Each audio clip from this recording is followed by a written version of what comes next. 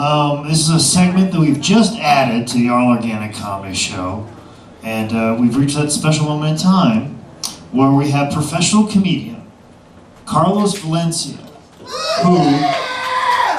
who has scoured the internet and asked the internet world for submissions from non-comics, amateurs, people who are insecure about performing on stage the jokes they want to tell. And then that's where a professional comedian, Carlos Valencia, will now tell jokes from non-comedians in a segment we like to call Comedy by Proxy. Ladies and gentlemen, please welcome Carlos Valencia!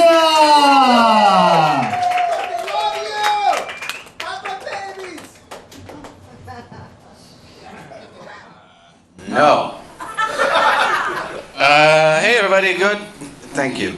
As Jake explained, yeah, these are not jokes I wrote. I want to make that clear. I don't want to take responsibility for any of these jokes. These are people that submitted these jokes online because either they just, they're too scared to be on stage or they want to be able to keep their day jobs. So I'm going to tell them for them, all right? As the first joke I got here is from Adam from Lexington, North Carolina. All right. I don't know if you guys heard about this, but the government is offering $1,000 to anybody that's willing to adopt a horse. Yeah, did you hear about that? $1,000. Anybody willing to adopt a horse? I think what they should do instead is, how about just give a horse to any woman that got an abortion, right? Because then you're like, hey, listen, we know you feel pretty bad about hitting that fetus with a fatality. But here's a pony. That's a joke, obviously. We all know that horse would just end up at the glue factory. That is from Adam, from Lexington, Kentucky. No, Lexington, North Carolina. I apologize to the people in Kentucky. This next joke is from Deejay from Moss Point, Mississippi.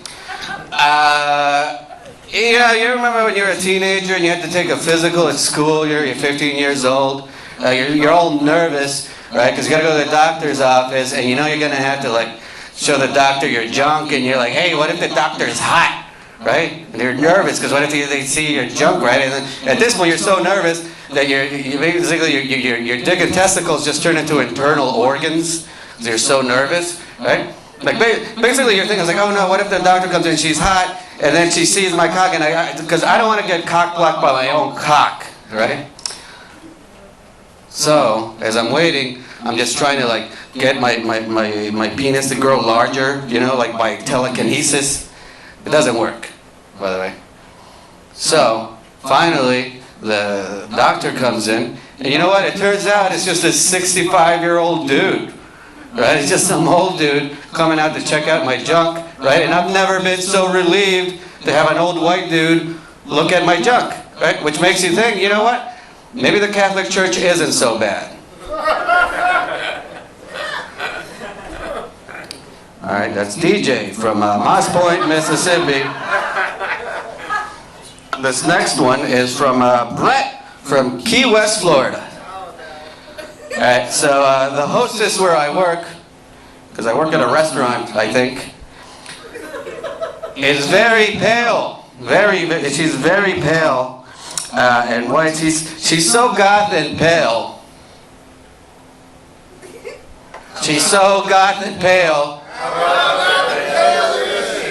She looks like Tim Burton had a baby with a ghost. That is Brett from Key West, Florida. And killed with the co-workers. So you gotta go to Key West some point. You'll fucking die laughing at that one. This comes from Sunni from Bryan, Texas. Sunni. Hey, fellas. Huh? Hey, you know who you are with the dicks. That's not in the thing. I'm just adding for flair.